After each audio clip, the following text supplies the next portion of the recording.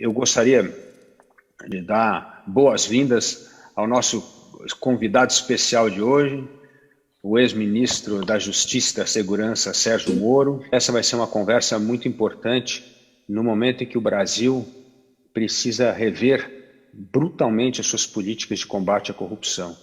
Uma das pessoas que está presente aqui, a economista Cristina Pinotti, publicou recentemente um estudo que mostra essa forte correlação da corrupção com desigualdade e subdesenvolvimento.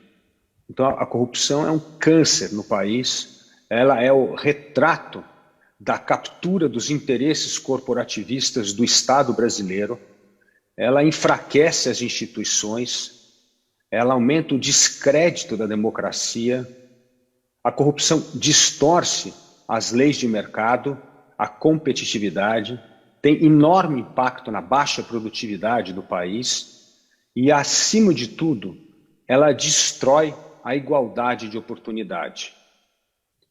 E a agenda do CLP, como vocês sabem, é justamente esse fortalecimento das instituições, a formação de líderes públicos e, principalmente, enfrentar as reformas, mobilizar a sociedade para enfrentarmos as reformas do Estado para acabar com o corporativismo, com privilégios e com a corrupção.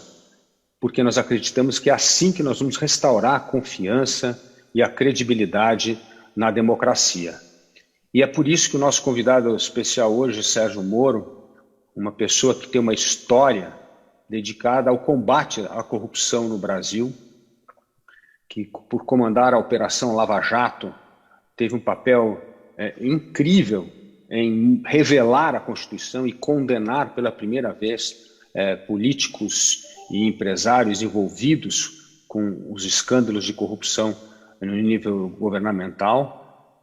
E hoje, apesar de ter deixado um pouco o palco da magistratura e mesmo o palco público, hoje o ex-ministro Sérgio Moro é sócio da empresa Álvares e Marçal, e numa consultoria americana, e ele está voltado agora à iniciativa privada. Então, muito bem-vindo, Sérgio Moro, e é um grande prazer tê-lo aqui como uma das pessoas que sempre lutou para combater a corrupção no país. Muito bem-vindo. Muito obrigado, Luiz Felipe. É um grande prazer estar aqui presente. Eu, salvo engano, é a terceira vez que eu venho ao CLP. Posso pedir música no Fantástico já, mas a principal satisfação é ver vários rostos conhecidos, né? Pessoas que realmente têm um apreço. Você citou uma delas, a Cristina Pinotti, que está aqui. E é um tema bastante importante, né? Então, na verdade, o que eu acho melhor é abrir aqui para questões e respostas. É um tema já conhecido. Eu posso só dar uma visão geral, rapidamente, do atual cenário que nós temos visto nos últimos anos. O CLP tem essa preocupação, que é bastante louvável, de construção de políticas públicas consistentes, e fomentar o debate nas diversas áreas é extremamente relevante. Então, se discute economia, principalmente, se discute reforma política, se discute saneamento, educação, são todos temas importantes. E existe uma produção considerável intelectual, tanto do CLP como de outras organizações não governamentais, que apontam, às vezes, claro, existe uma certa controvérsia sobre uma medida ou outra, se é melhor ou não é melhor, mas existe uma série de planos que são importantes para o país, né? Coisas já prontas, que se aprovadas, né, provavelmente nos impulsionaria significativamente para frente, não para trás ou para os lados. E uma indagação que se pode fazer, se nós temos, né, muitas vezes, o diagnóstico, se nós temos o remédio, o prognóstico, por que isso não se transforma em uma política pública aprovada pelo Executivo, aprovada pelo Legislativo, e eventualmente na parte que lhe cabe pelo Judiciário? O que nós temos que chegar à conclusão é que existe uma disfuncionalidade no nosso sistema político de tomada de decisões, seja político aqui no sentido amplo, né, envolvendo até os próprios três poderes. Se nós sabemos o que temos que fazer, pelo menos o core, né, do que nós temos que fazer, por que essas medidas não são tomadas?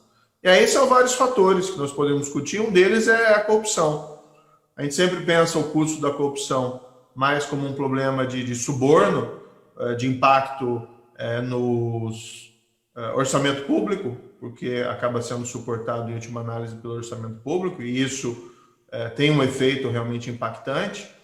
Mas o principal problema da corrupção é gerar distorções nessas decisões de formação de políticas públicas e alocação de recursos. Então, para ilustrar, são aquelas expressões relativas à construção de catedrais, né, no deserto, desperdício, ineficiência, descrédito da classe política. Nós vimos, num cenário um pouco diferente, esse recente orçamento aprovado, né, a demonstrar que nós, em alguma medida, ficamos reféns de interesses especiais. Então, combater a corrupção não é um fim em si mesmo, né? Não é uma questão de assumir um papel aí de anjo vingador e punitivista, uma visão nessa linha, embora essa visão de fazer justiça, de restaurar a ética seja importante, mas combater a corrupção e prevenir a corrupção é um elemento para que nós tenhamos aí a possibilidade de resgatar o crédito na política e ter formulação de políticas públicas mais consistentes, aprovadas, né, no âmbito aí dos três poderes. Nós avançamos muito nos últimos anos. Tivemos lá o caso do mensalão, que foi um primeiro momento em que se resgatou, né, um pouco da eficiência da justiça em relação a crimes de grande corrupção.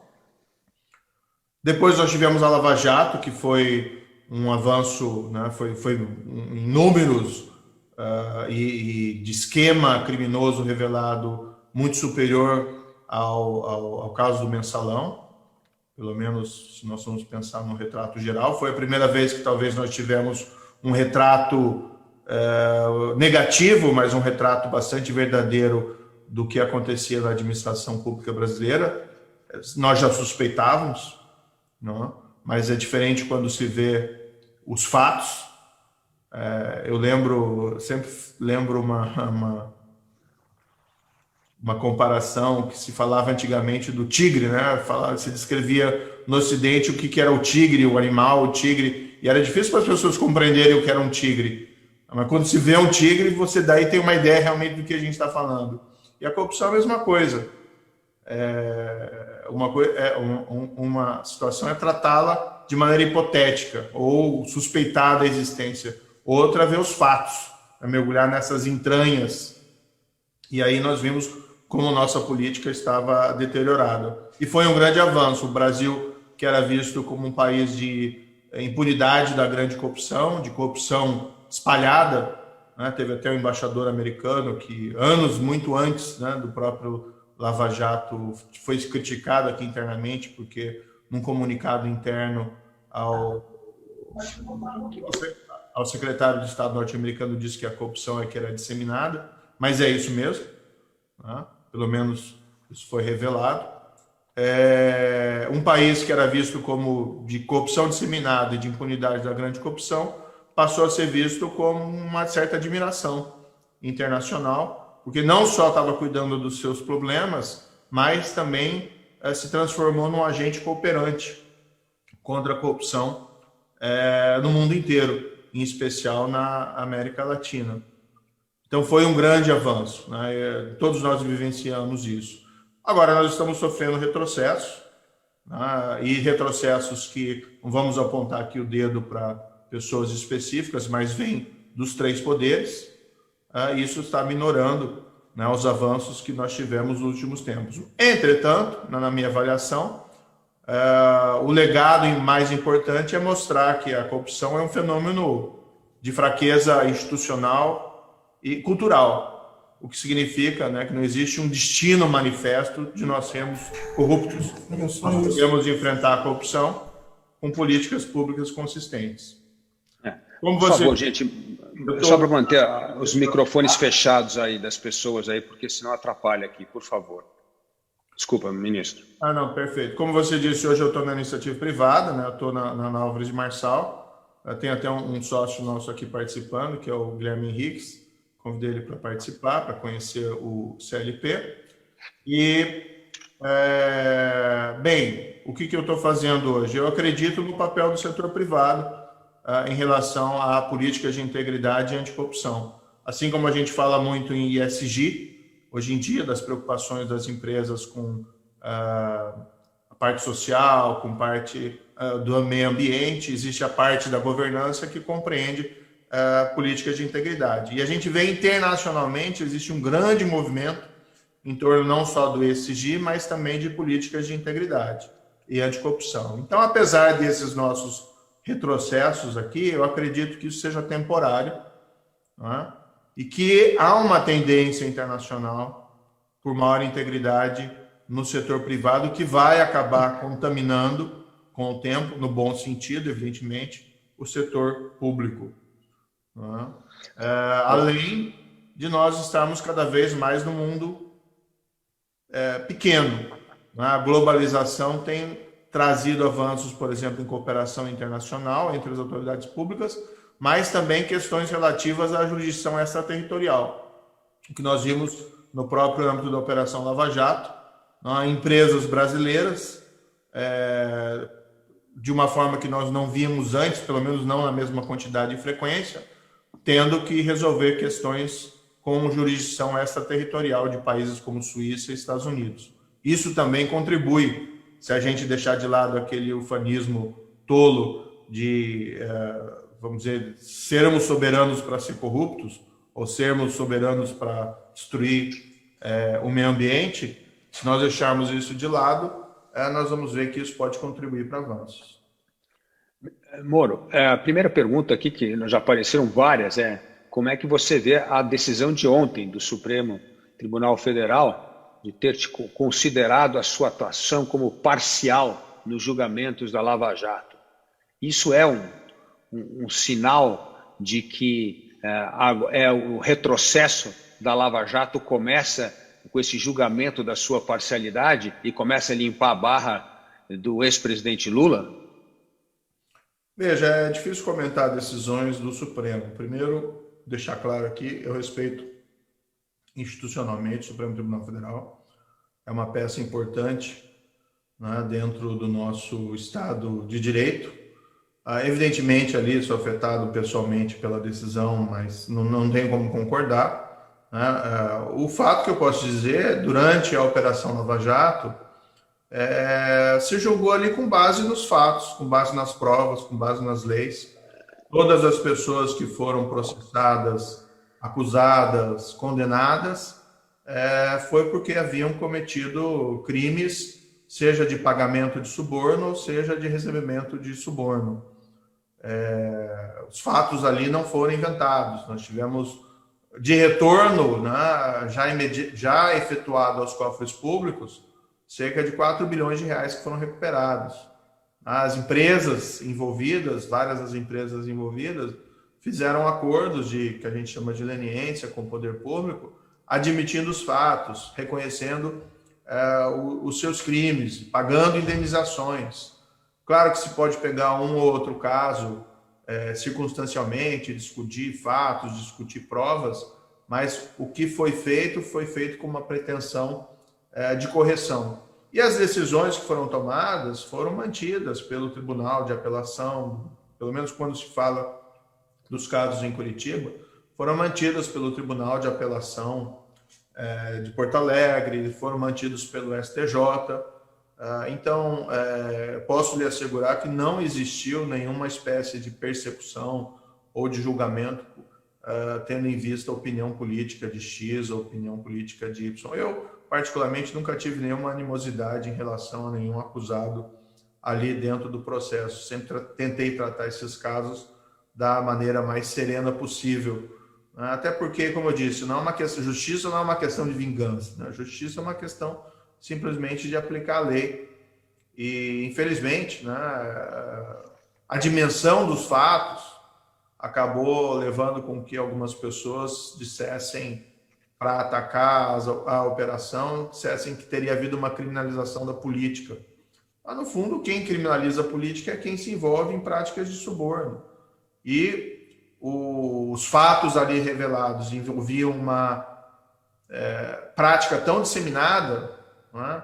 Eu gosto de utilizar, acho que esse é o caso também da Cristina, que está aqui também, a expressão sistema de corrupção, né? Uma expressão que vem lá de um procurador que trabalhou nas Mãos Limpas, que é do Percamilo da Vigo. Não sei se ele foi o autor da expressão, mas ele tem um livro, né, Sistema de Corrupção, e que basicamente revela isso, né, de pagamento de suborno se transformando numa espécie de rotina. Não só aqui no Brasil, né? Nós vimos aí o nosso vizinho Peru, né, 4 ex-presidentes acusados de recebimento de suborno da parte de uma empresa brasileira. Um deles cometeu suicídio até. E aqui no Brasil, né, o rol das revelações que foram efetuadas, lamentavelmente, afetava uma boa parte da classe política, que levou esse tipo de argumento. Mas, no fundo, assim, os fatos são os fatos.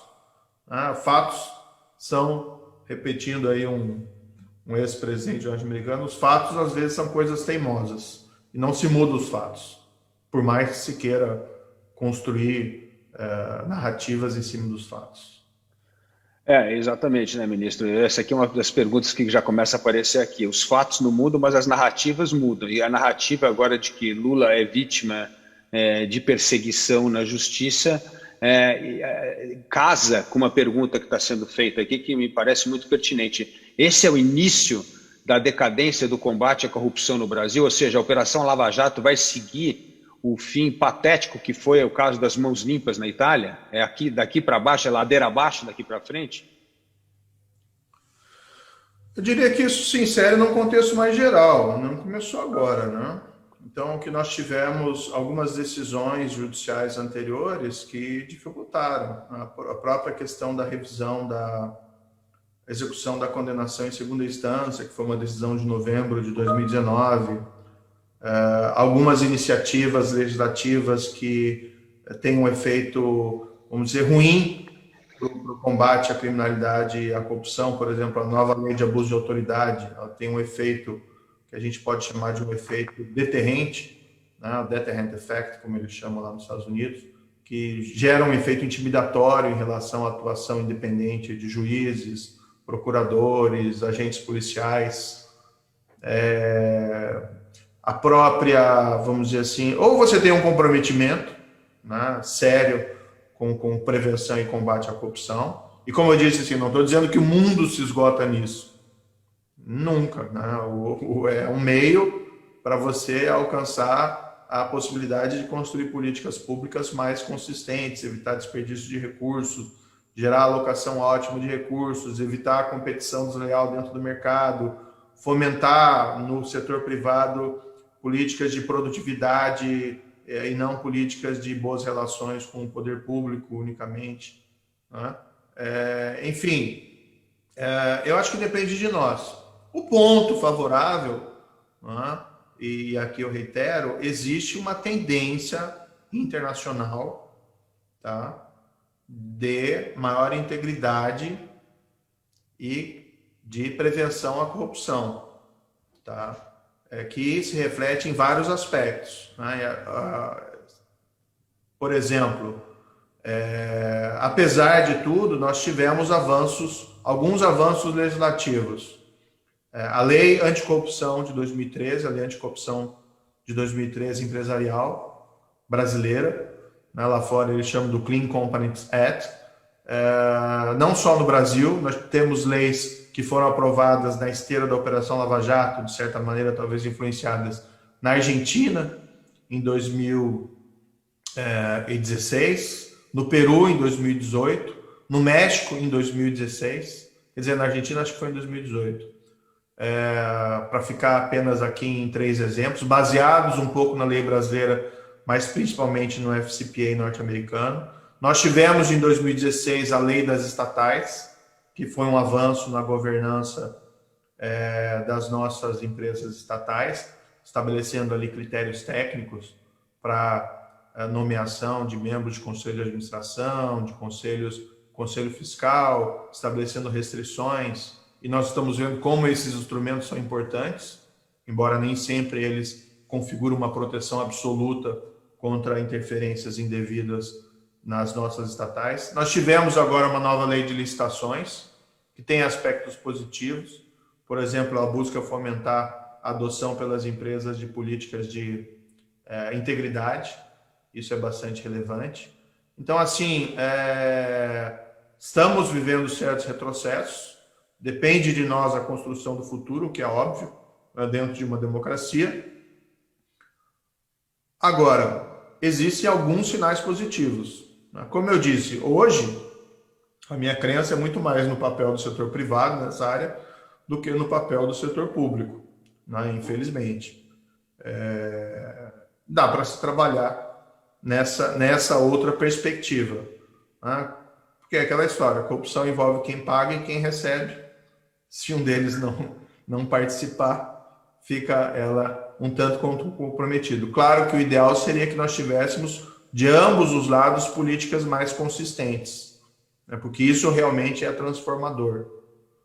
Agora, a história do nosso combate à corrupção é a mesma história que nós temos do combate à inflação, à hiperinflação, né? Nós passamos uma boa parte de anos depois da redemocratização, e mesmo antes, com uma inflação descontrolada. Em alguns períodos era a hiperinflação.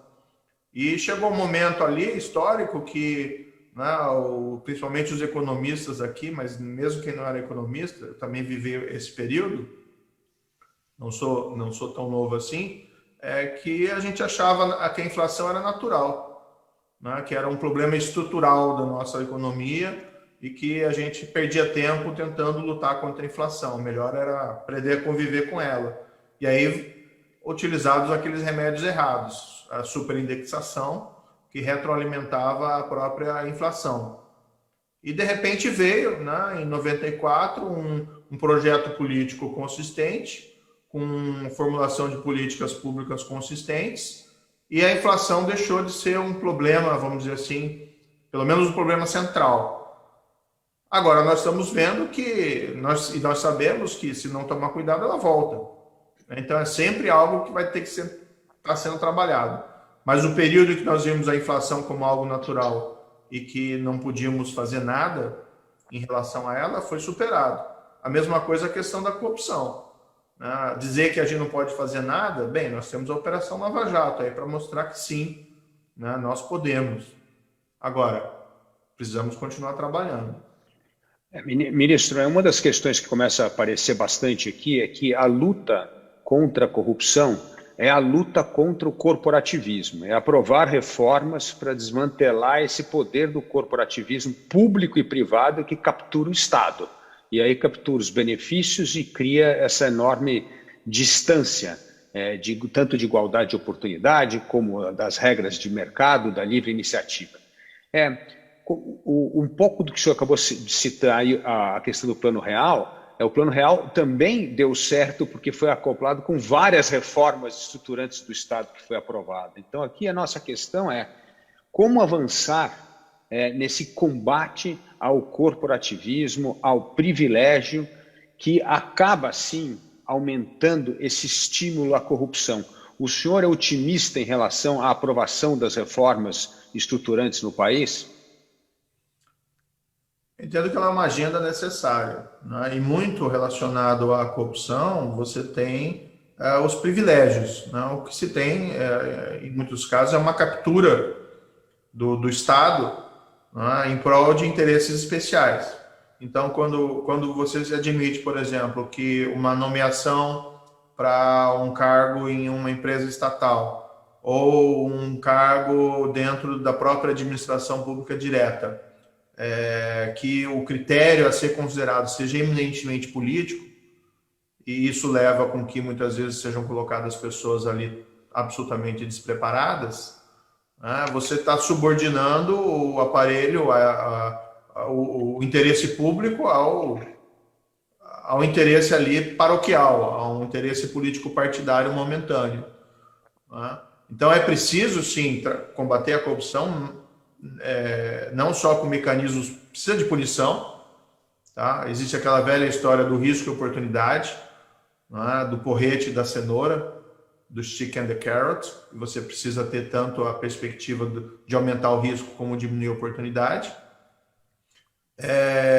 Mas muito isso é refletido, né? A corrupção está dentro de um problema maior, que é o patrimonialismo, o loteamento, o desenvolvimento do setor privado com base em manutenção de relações especiais com o poder público. Não é? E você tem a construção de privilégio, você tem a construção de monopólio, você tem a construção de coisas que, evidentemente, não contribuem, né, para um melhor ambiente, seja do setor público, do setor político, mas também do ambiente do setor privado. Então, nós precisaríamos, assim, a meu ver, uma série de reformas estruturantes, por exemplo, eliminar privilégios previstos na Constituição, às vezes até coisas simples, como fim do foro por prerrogativa de função, que acho que é uma disfuncionalidade. Você precisaria buscar uma certa blindagem da influência do poder político partidário nessas nomeações para cargos públicos. Como eu disse, a lei das estatais foi um avanço, mas por que não colocar isso também no âmbito da administração pública direta, em determinadas circunstâncias? Eu tive uma experiência que me chamou a atenção quando eu assumi o cargo de ministro, falando com o ministro anterior da minha pasta. A pasta era dividida em dois, não vou falar aqui o nome o nome do ministro especificamente, vamos manter isso sem revelar publicamente, mas o ministro me disse que assim que eu assumisse eu deveria demitir o fulano X, que era o secretário da pasta do Ministério. E, para mim, você ficou um pouco surpreso, porque no fundo é um secretário nomeado por ele, pelo ministro. E, aprofundando a conversa, o ministro me confidenciou que aquele secretário tinha sido imposto a ele numa barganha política no âmbito do Congresso. E que, simplesmente, ele não concordava com aquele secretário. E o ministro, não concordando com aquele secretário, o que ele fez? Ele aceitou a contragosto, mas aí ele agiu para esvaziar a pasta. Ou seja, ele tirou os servidores, né, que trabalhavam ali dentro daquela secretaria,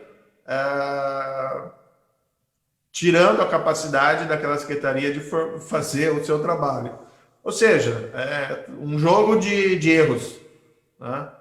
E não tem como dar certo nessas circunstâncias. Então, precisa de uma agenda de reformas, não só no campo da corrupção, de eliminação de privilégios. Eu acho que uma reforma política é algo fundamental. Infelizmente, isso saiu um pouco da pauta, da agenda, porque, como eu disse no início, sim, precisamos nos preocupar com saneamento, educação, segurança, economia.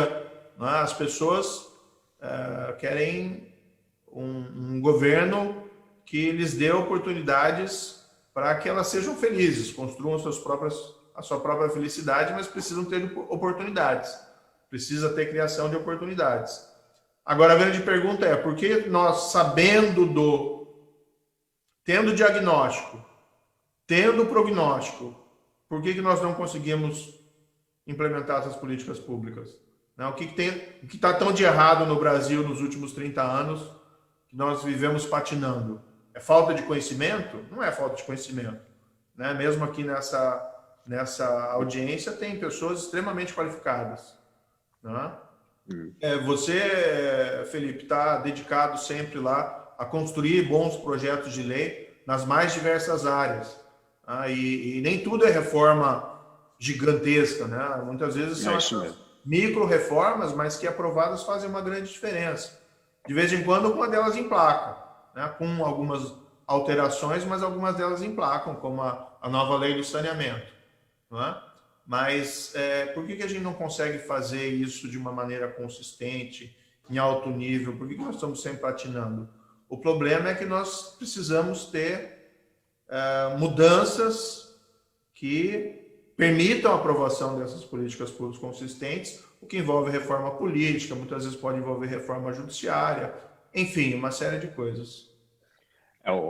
Uma das causas célebres do CLP é justamente a reforma política, né? Nós defendemos o voto distrital misto há um tempão e é uma pauta que nós não deixamos morrer. Todo ano nós insistimos. E o problema, né, ministro, que acontece que muitas vezes não só não avança a reforma, mas como você pode ter aprovação de medidas que caem ao retrocesso, né? Agora mesmo começa a discutir suspender fim de coligação proporcional, cláusula de barreira ou distritão, coisas do gênero, que na verdade piora o sistema ao invés de melhorar. E nesse sentido, eu gostaria de perguntar uma questão que começa a aparecer aqui várias pessoas, é a questão da insegurança jurídica. Agora, então, que o senhor está numa consultoria, setor público e privado, com essa visão dupla, certamente essa é a questão do dia. O Brasil, com essa insegurança jurídica, tem enorme dificuldade de atrair investimento, porque ninguém sabe como é que a lei vai ser interpretada ou se será respeitada. Nós tivemos o caso mesmo do encampamento da linha amarela no Rio de Janeiro, no momento que nós estamos precisando dramaticamente de investimento em infraestrutura, e tudo isso causa muita insegurança jurídica. E parte da insegurança jurídica tem inclusive a ver com o caso de ontem do STF, é a assimetria quando ocorre o fato e depois quando é julgado. Então você pode começar um contrato hoje, daqui a 5, 6 anos, a justiça vai rever o entendimento de uma lei passada que foi acordada entre ambas as partes. Como é que o senhor vê esse revisionismo de lei e essa assimetria gigantesca entre contratos celebrados e depois uma visão completamente deturpada das cláusulas que foram aceitas por ambas as partes no passado? Bem, o desenvolvimento econômico, ambiente de negócios depende de previsibilidade. Então, o investidor, ele quer tomar as decisões dele e ele quer ter uma perspectiva de retorno. E, claro, sempre existe alguns fatores que podem afetar essa perspectiva, que são incontroláveis, né? Mas, de fato, o nível de insegurança jurídica no Brasil é muito grande em vários aspectos. E isso também é uma parcela de responsabilidade do nosso Poder Judiciário. Não vamos apontar dedos aqui para pessoas específicas ou órgãos específicos, mas talvez falte um pouco em determinados momentos uma postura de uma maior autorrestrição judicial para alguns temas. Eu lembro quando eu era ministro, por exemplo, ainda no começo da pandemia, e veio uma decisão, fui informado assim na última hora, que um juiz tinha dado uma decisão fechando lá o aeroporto de Fortaleza para voos. E nós já tínhamos editado no Poder Executivo portarias proibindo o ingresso de estrangeiros no Brasil, salvo em circunstâncias assim muito limitadas, né? Que é uma medida razoável, vários países fizeram isso, que não estou defendendo a ação do governo na pandemia, não, mas essa medida tinha sido tomada. E de repente veio a decisão do juiz, fechando o aeroporto, proibindo qualquer voo, e tinha um voo vindo dos Estados Unidos, repatriando brasileiros, né, que queriam voltar para casa, que tinham sido surpreendidos por essas barreiras e pela queda dos voos, e a muito custo tinham conseguido um voo. E, de repente, essa decisão acabou inviabilizando a volta desses brasileiros. Depois conseguiram contornar de uma outra maneira, né? Mas gera, às vezes, uma interferência que às vezes, o juiz tem que proferir uma decisão quando eles têm melhores informações do que, por exemplo, o Poder Executivo, o Poder Legislativo, ou adotar com uma certa postura de autorrestrição. Claro que pode-se ter alguma espécie de ativismo em determinadas áreas, mas às vezes falta um pouquinho de prudência na interferência em algumas políticas públicas. Eu gosto sempre de citar um exemplo que se teve na jurisprudência da Suprema Corte norte-americana, eles tiveram um período lá que eles chamavam de Era Lochner, que é baseado num caso, Lochner versus Nova York, de 1905, em que a Suprema Corte americana, baseada assim, em algumas noções um tanto quanto extremadas de laissez-faire, passaram a invalidar toda a legislação de intervenção no domínio econômico, seja federal ou seja estadual. Inclusive leis que fixavam o salário mínimo, né? Leis que proibiam o trabalho infantil. É uma coisa assim um tanto quanto assustadora, mas nós estamos falando no começo do século XX.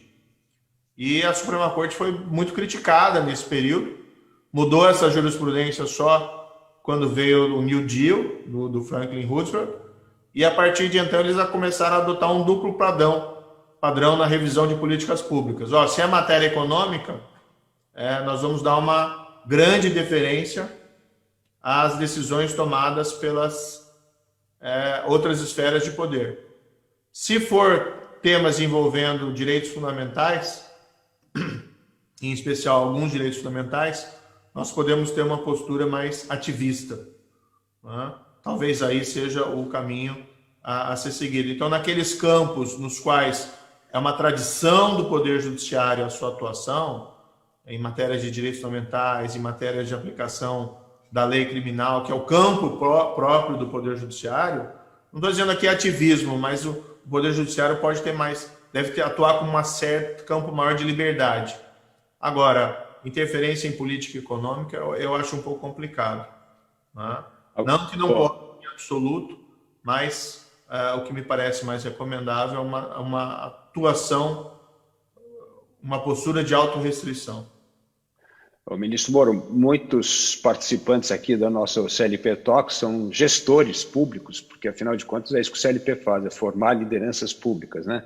E os gestores públicos fazem uma pergunta aqui que é muito pertinente. Hoje, o excessivo ativismo do Ministério Público, Tribunal de Contas e de outros órgãos fiscalizadores praticamente inviabilizam ou fazem com que os gestores públicos estejam de mão atadas.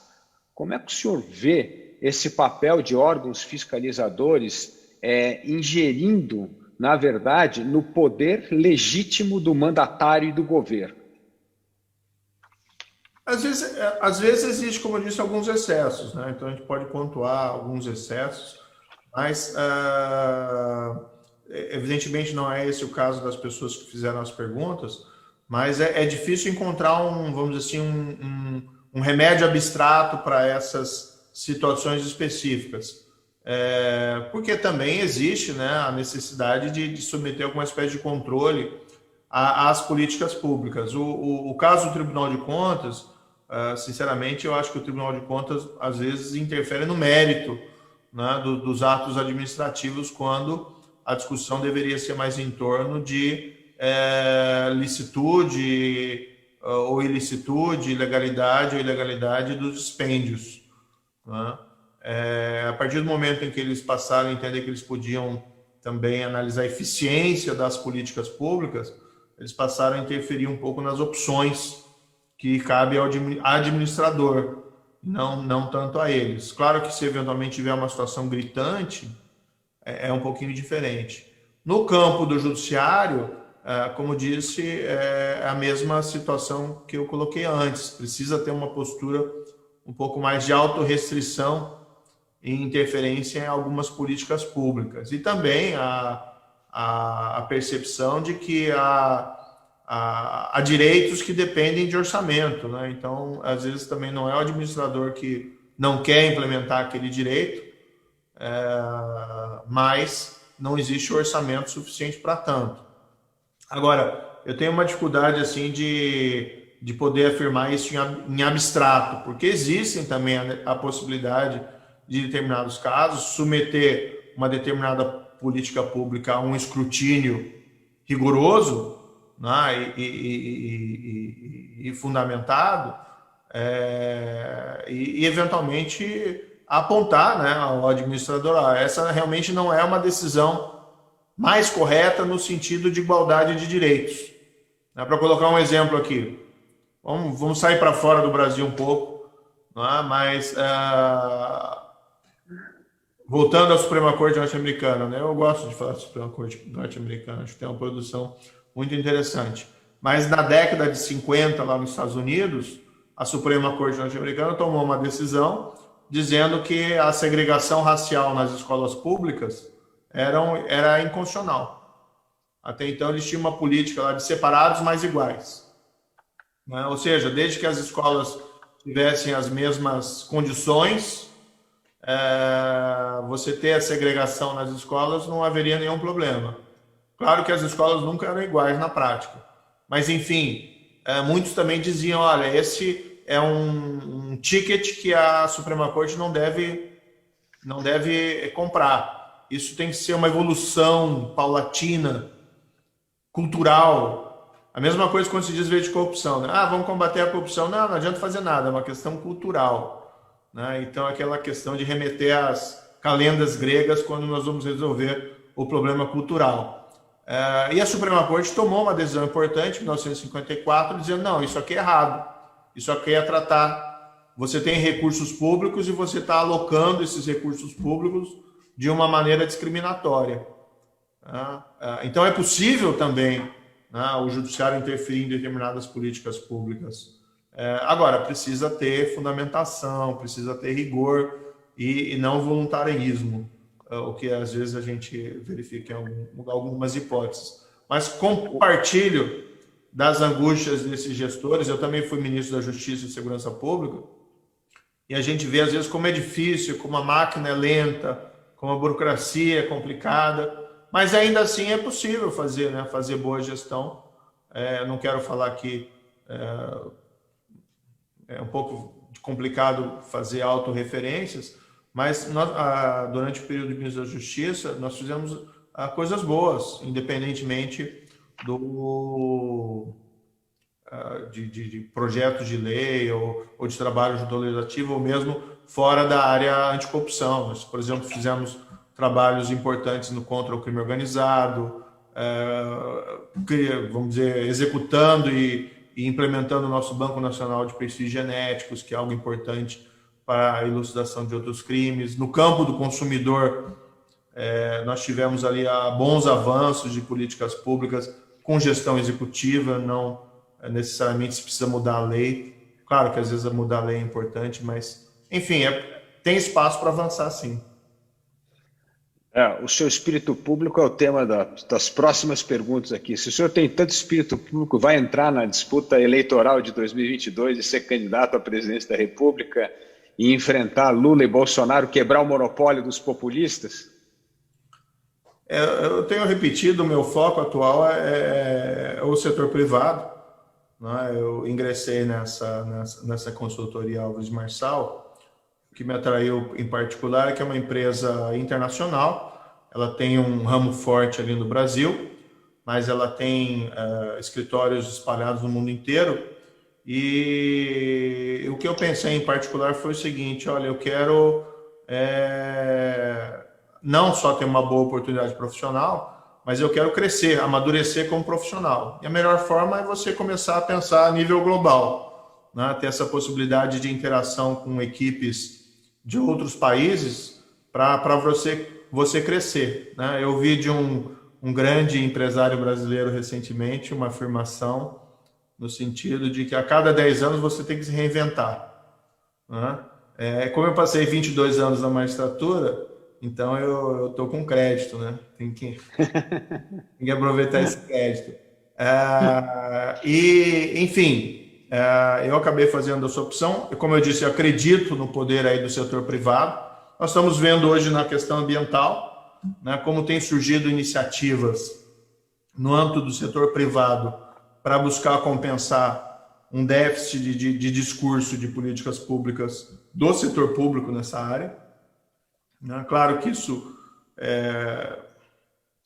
não evita os problemas que nós estamos tendo, mas de certa maneira demonstra essa percepção de que nós não precisamos, nós não podemos ser tão dependentes assim do governo em algumas matérias.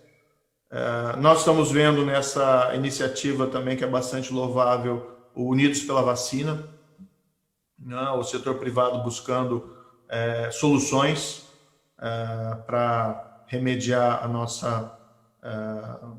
as carências, né, vinda do setor público nessa área.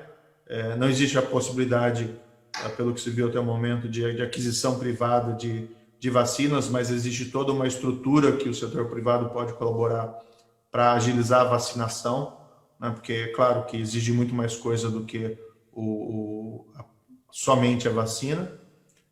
E no campo como eu disse, do campo anticorrupção e integridade, da mesma forma, acho que o setor privado tem muito a contribuir, não é? Criando um melhor ambiente de negócios e, indiretamente, embora isso seja feito porque é um ativo para a empresa, também é uma forma de contribuir para a construção de um país melhor. Então, meu foco atualmente é esse trabalho no setor privado, tenho tentado ficar longe dessas disputas eleitorais. Estou observando como um bom cidadão, né? E preocupado. Acho que realmente nós temos que nos preocupar com o que pode acontecer em vários aspectos, né? Nós vamos continuar o nosso caminho de patinar, né, como temos feito nos últimos 30 anos, ou poderemos avançar. Agora, né, Felipe, também não deveria ser, no Brasil, a cada 4 anos, essa angústia toda, essa percepção de que existe uma situação de tudo ou nada, né? Mostrando que a gente está frágil como sociedade civil, a gente está frágil como o setor privado também se encontra frágil, porque claro que o governo faz diferença, mas não deveria fazer tanta, né? Nós temos que encontrar caminhos aí na sociedade civil, no setor privado, para conseguir avançar independentemente do governo. Você tem razão, mas aqui está o professor Pastore, que é a nossa autoridade máxima nos assuntos econômicos, e ele sabe que 40% da economia do PIB passa pelo Estado, então é difícil lutar contra um Estado desse tamanho gigantesco, sufocando tantas áreas, né? Mas certamente essa mobilização da sociedade civil vem sendo um exemplo nessa pandemia, né? Agindo em tantas frentes, como você bem disse, saúde, na questão da distribuição de cestas básicas, na pressão por reformas no Congresso Nacional. Mas aí agora eu faço uma pergunta para o Sérgio Moro, cidadão. Como cidadão, você vai se engajar na campanha política em apoiar essas candidaturas de centro? Porque nós sabemos uma coisa, o populismo é desastroso para o Brasil. Se o Brasil tiver 20 anos de populismo, eu digo que a nossa geração vai ser cobrada pelos nossos filhos e netos. Como é que vocês foram tão incompetentes, omissos e irresponsáveis de eleger durante 20 anos populistas que destruíram o Brasil, destruíram a democracia, destruíram a sociedade, aumentaram a miséria? Então, como cidadão, o espírito cívico, nós todos temos essa missão de lutar por uma candidatura de centro que tem uma alternativa real ao populismo. Como você se engajará como cidadão na campanha, assim, apoiando uma candidatura de centro para fugirmos dos extremos populistas? O grande problema da América Latina parece refém, né, dessas soluções populistas. Nós falamos muito aqui do Brasil, mas nós vemos outros países na região padecendo, em geral, das mesmas dificuldades similares, né? Precisamos realmente construir instituições mais fortes, como eu disse, não pode ser um Deus nos acuda a cada 4 anos e ficarmos reféns de escolhas trágicas, né, que envolvem esses populismos. Talvez esse fenômeno tenha sido agravado pela utilização nos últimos anos de redes sociais, né, em campanhas. Isso talvez tenha aumentado a polarização. Isso não aconteceu só no Brasil, né, mas no mundo todo. Talvez isso esteja diminuindo, não sei. Ou às vezes é uma percepção unicamente individual. Olha, Felipe, eu vou me abster de te responder diretamente essa questão, né? Como eu disse, o foco agora é no setor privado. Vejo com preocupação, né, o cenário político. O que eu entendo, tem uma frase que é do vice-presidente do Hamilton Mourão, né, que ele usa muito, que era importante colocar a bola no chão, né? Precisamos ter menos temperatura política, né, para que a gente possa realmente realizar escolhas mais racionais. E, enfim, é preocupante, né? Às vezes, trocar um problema por outro problema não resolve muito a situação. Vamos esperar como os fatos se desenvolvem. Eu, de todo modo, vou estar sempre à disposição para discutir, debater políticas públicas que eu entenda que possam ser consistentes, né? Quando eu saí do governo, inclusive eu coloquei dessa maneira. Eu entrei com um plano, com um projeto, vi que o projeto não tinha condições de ser realizado dentro daquele governo e saí. E claro que eu estou sempre disposto a abraçar uma boa causa pública e ajudar nesse tipo de construção. Mas em matéria de político partidário, eleitoral, eu vou me abster agora de fazer uma declaração específica. Tá bom, respeitamos. Mas uma questão, você está agora na iniciativa privada, está vendo como o Brasil hoje tem dificuldade em atrair investimentos externos, justamente por causa da volatilidade política, por causa da insegurança jurídica. Como você vê a imagem do Brasil hoje no exterior, principalmente agora que você está numa empresa multinacional?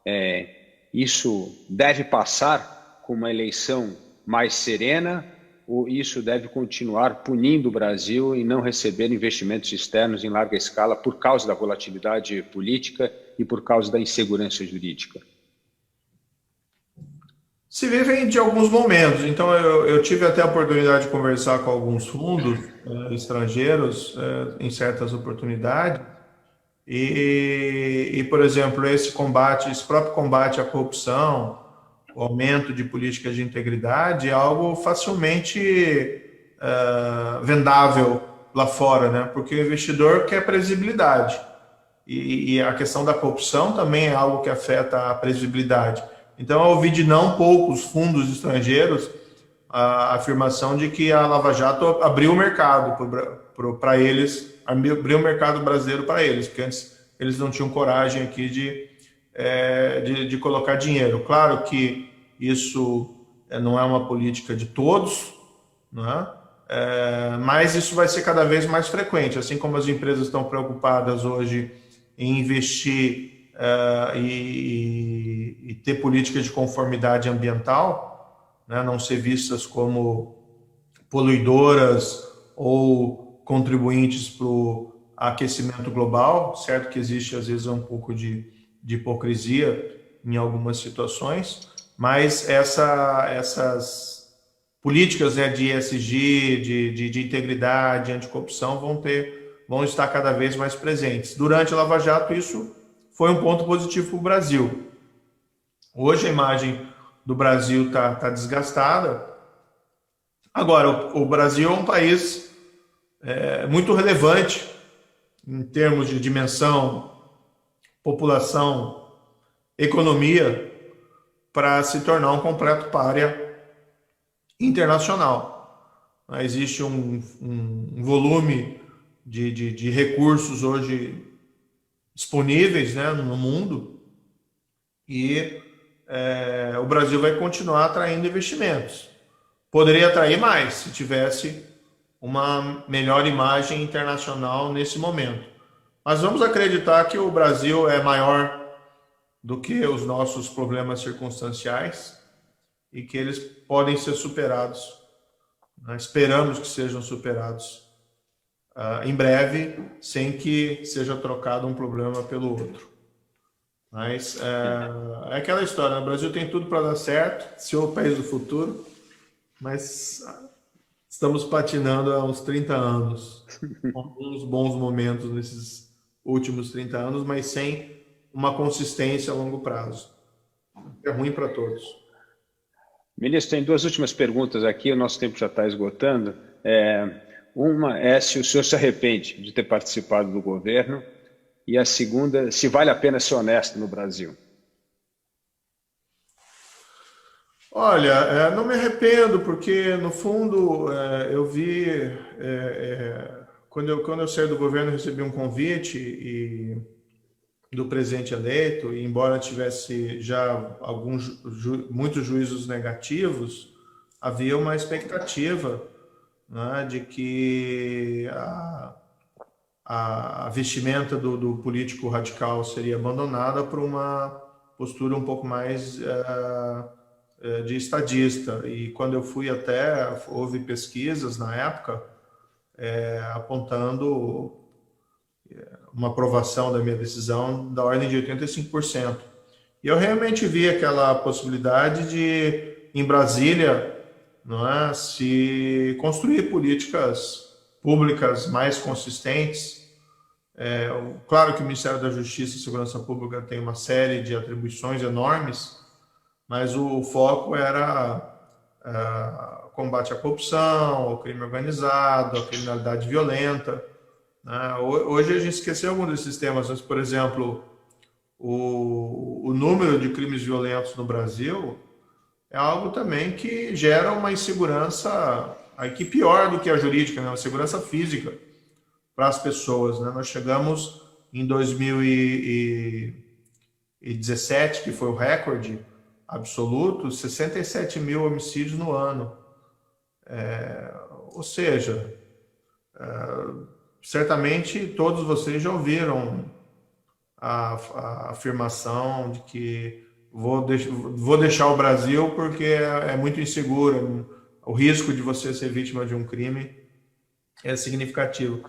Então tinha uma pauta ali relevante, eu acho que em parte a gente conseguiu implementar em alguns aspectos. Tivemos lá uma queda substancial do número de crimes no primeiro ano do mandato, né?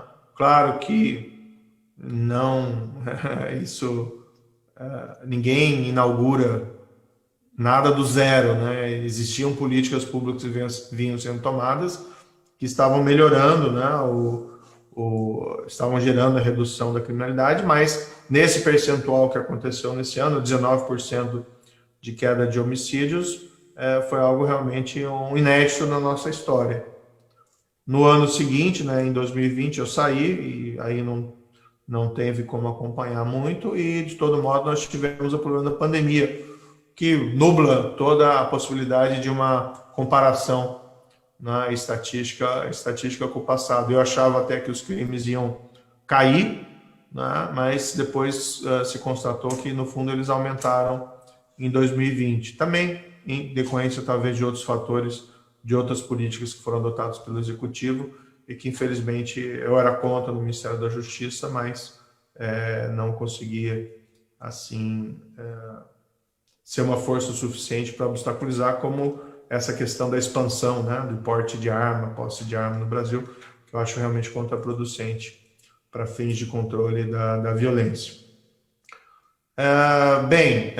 Então, não me arrependo, porque eu acreditei que se poderia desempenhar um papel relevante na construção, não é, de políticas públicas em Brasília. A gente até falava brincando assim, repetindo uma frase: o combate à corrupção começa em Curitiba, mas só pode terminar em Brasília. E quando eu verifiquei dentro do governo que eu não teria essas condições, ou que estavam sendo adotadas medidas que eram inconsistentes com aquilo que eu acreditava, eu saí. Eu acho que eu permaneci fiel naquilo que eu acreditava. Claro que o pessoal constrói teorias conspiratórias e fala um monte de bobagem, um monte de mentira. Existem essas redes, né, de ódio, de fake news, com coisas muito absurdas. Mas, enfim, eu particularmente tenho a minha consciência tranquila, né, de que fui para um projeto que acreditava que poderia ali ser um transformador. Quando eu percebi que não haveria essas condições, eu simplesmente saí. E não, vamos dizer assim, não desisti desse projeto. Tá? Agora, acredito que busco contribuição para ele de uma outra forma. E a segunda questão, qual que é mesmo? Se vale a pena ser honesto no Brasil. Essa para concluir. Olha, a questão da honestidade e integridade, primeiro, é uma questão de consciência. Então, é uma questão de ter o sono tranquilo. Não é? Eu acho que o principal, o que nos angustia a alma é o arrependimento de ter feito coisas erradas. Não é? Então, eu posso dizer aqui que eu particularmente tenho a minha consciência muito tranquila a respeito das minhas ações do passado. Posso ter não tomado a melhor decisão em algum momento, mas tomei a melhor decisão considerando as circunstâncias que eram conhecidas naquele momento que foi tomada.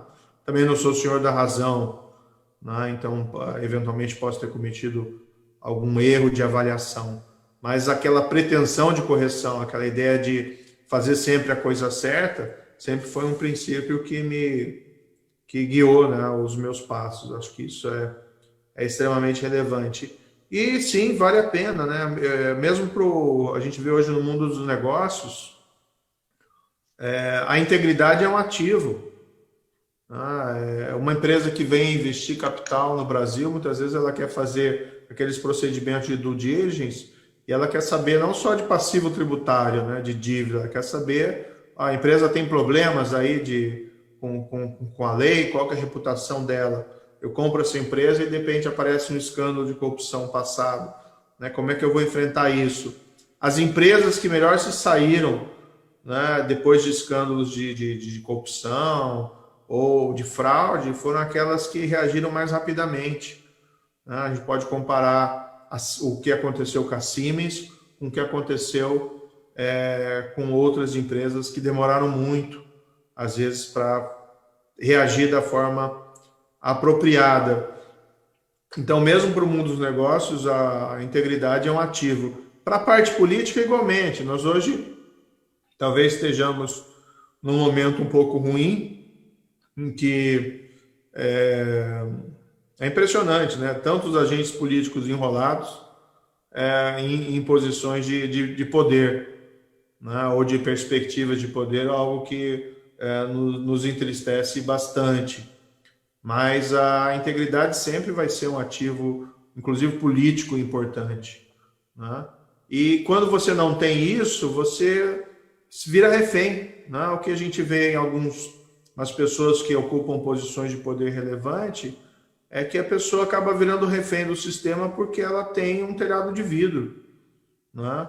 Porque ela nunca vai ter aquela liberdade total de tomar as ações que ela reputa apropriadas, claro, dentro de um Estado de Direito, porque ela está ameaçada de um processo, de uma investigação e não tem aquelas condições de atuar com liberdade. Por isso, assim, eu acho que integridade, primeiro, é uma questão de princípio, é uma questão de consciência, mas não vejo como a desonestidade pode ser um ativo em qualquer perspectiva, né? Nunca é bom, nunca é bom. Ministro Sérgio Moro, muito obrigado pela sua participação aqui no Café do CLP. É sempre bom ver uma pessoa com espírito público, que teve um papel fundamental na defesa do combate à corrupção com a Lava Jato, que prestou a sua cota também de sacrifício político, agora está no setor privado, mas nós contamos muito com o seu apoio cívico nessa eleição de 22, porque o seu apoio vai sim fazer a diferença na escolha de um candidato capaz de quebrar essa polarização nefasta desse populismo de esquerda e direita que vem destruindo o Brasil nos últimos 20 anos. Então eu agradeço muito a sua participação aqui em nome do CLP e a todos os nossos convidados que ficaram aqui conosco essa manhã. Aqui nós tínhamos mais de 130 pessoas participando dessa conversa e que são todas pessoas que também querem ver esse Brasil melhor, lutam por um Brasil melhor, por essas reformas estruturantes, e é sempre bom ter experiências e pessoas inspiradoras para continuar essa nossa missão de fazer um país melhor. Muito obrigado. Eu que agradeço, mais uma vez, um prazer estar aqui, né? E fico feliz de ver várias faces já conhecidas. Fico à disposição. Muito obrigado. Muito obrigado.